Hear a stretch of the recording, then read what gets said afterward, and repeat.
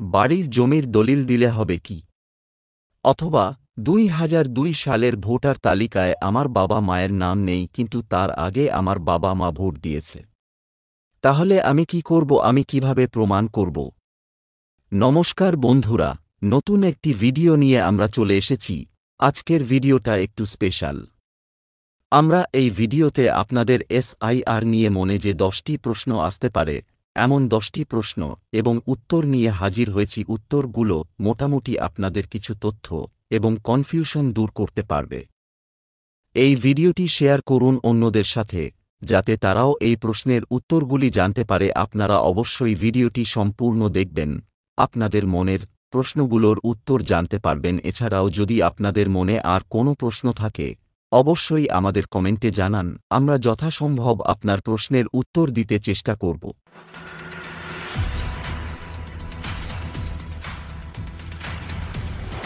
SIR নিয়ে ভয় পাবেন না, এটা একটি স্বাভাবিক প্রক্রিয়া। ২০০২ সালের ভোটার লিস্ট যদি আপনার নাম নাও থাকে, তাও আপনি কমিশনের বলা 12টি ডকুমেন্টস দিয়ে আপনার নাম এসআইআরে তুলতে পারবেন। এর জন্য দরকার প্রয়োজনীয় জ্ঞান।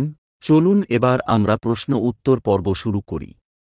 সাথে থাকুন অবশ্যই শেষ পর্যন্ত। ১ নম্বর প্রশ্ন, বিএলওকে আমরা কি কি ডকুমেন্টস দেখাবো? এই প্রশ্ন উত্তরের সবাই এক কথায় বলবেন, আমরা বিএলওকে কোনো ডকুমেন্টস দেব না। এটা একদম সঠিক, কিন্তু আপনাকে মনে রাখতে হবে বিএলও কোনো ডকুমেন্ট জমা নেবেন না, কিন্তু তিনি চাইলে ডকুমেন্টস দেখতে চাইতে পারেন। তাই অবশ্যই আপনার কাছে সমস্ত ডকুমেন্টস অরিজিনাল রাখবেন।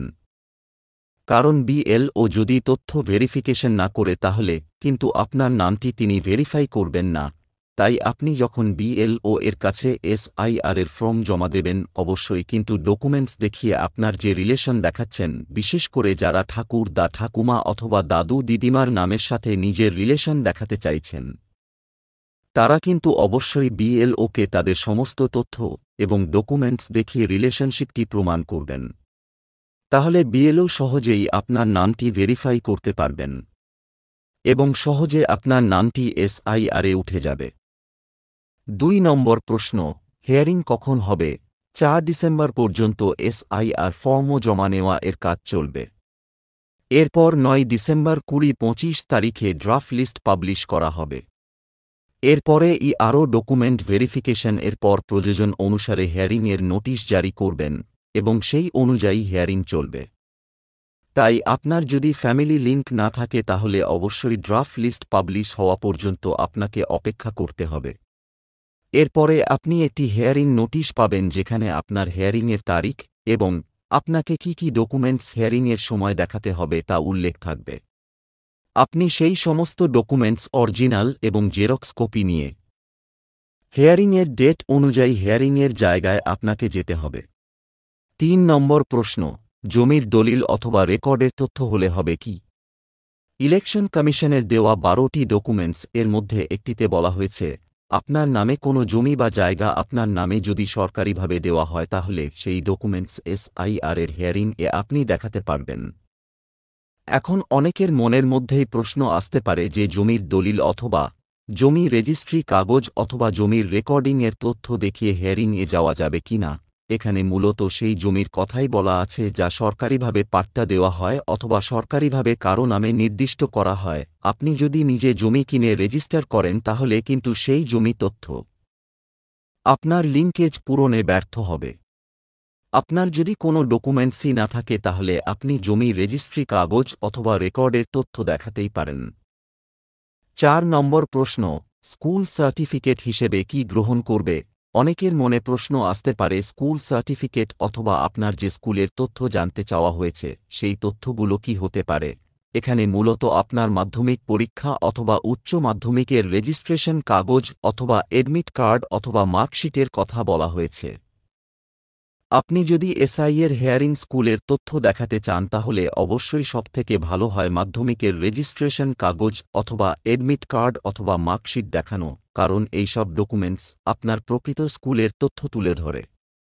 এবার অনেকে বলবেন, আমি তো মাধ্যমিক পর্যন্ত পড়াশোনা করিনি, তাহলে কি করব? আপনি চাইলে 8 পাস অথবা ক্লাস 5 এ পড়ার ডকুমেন্টস দেখাতে পারেন, কিন্তু অবশ্যই মনে রাখবেন স্কুলটি যেন সরকারি হয় অথবা সরাসরি রেজিস্ট্রিকৃত হয়। কোন বেসরকারি স্কুলের সনদ কিন্তু গ্রহণ করা হবে না। ৫ নম্বর প্রশ্ন, বিয়ের শংসাপত্র নেই কিভাবে স্বামী স্ত্রী সম্পর্ক প্রমাণ কিভাবে করব? অনেকে স্বামী স্ত্রী সম্পর্ক দেখাতে চাইছেন, কিন্তু বলছেন যে আমাদের রেজিস্ট্রির কাগজ নেই, তাহলে কি করব? স্বামী স্ত্রী সম্পর্কের প্রমাণ সবথেকে গ্রহণযোগ্য ডকুমেন্টস হল বিবাহ রেজিস্ট্রেশন সার্টিফিকেট।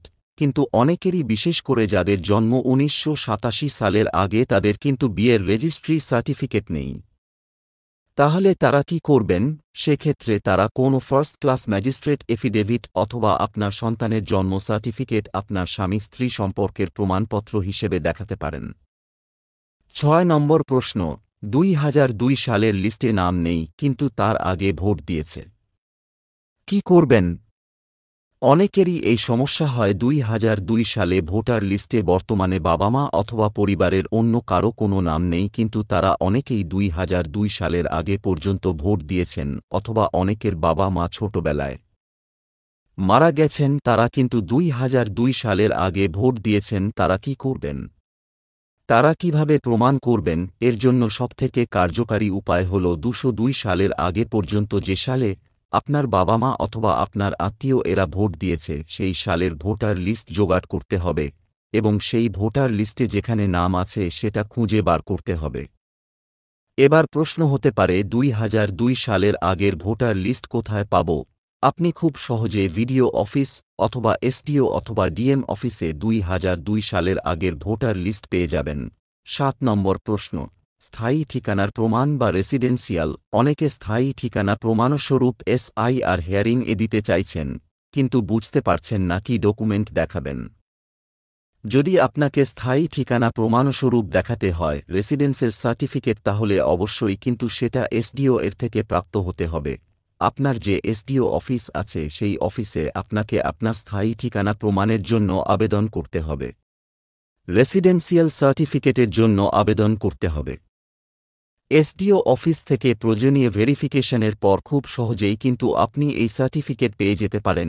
৮ নম্বর প্রশ্ন, SC, ST অথবা OBC সার্টিফিকেট আমি প্রমাণ হিসেবে দেখাতে পারব?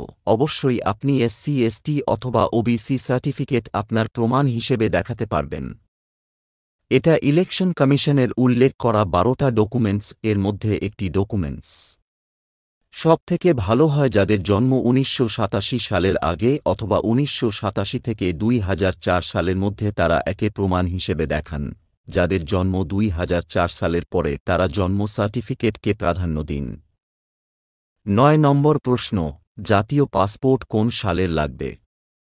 অনেকের কাছেই পাসপোর্ট আছে, বিশেষ করে যাদের ১৯৮৭ সালের আগে জন্ম তাদের অনেকের কাছে পাসপোর্ট আছে, এছাড়া আর কোনো ডকুমেন্টস নেই। সেক্ষেত্রে কিন্তু আপনি পাসপোর্টকে খুব সহজেই নিজের বৈধ ডকুমেন্টস হিসেবে দেখাতে পারেন। এর জন্য কোনো সালের উল্লেখ করেনি ইলেকশন কমিশন, তাই আপনি যে কোনো সালের দেখাতেই পারেন।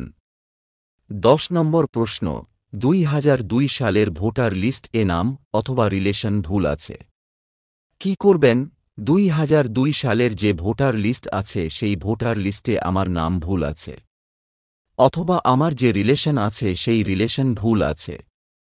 কিন্তু বর্তমানে তো আমার নাম পাল্টে গেছে, অথবা আমার যে রিলেশনশিপ আছে তার নাম পাল্টে গেছে।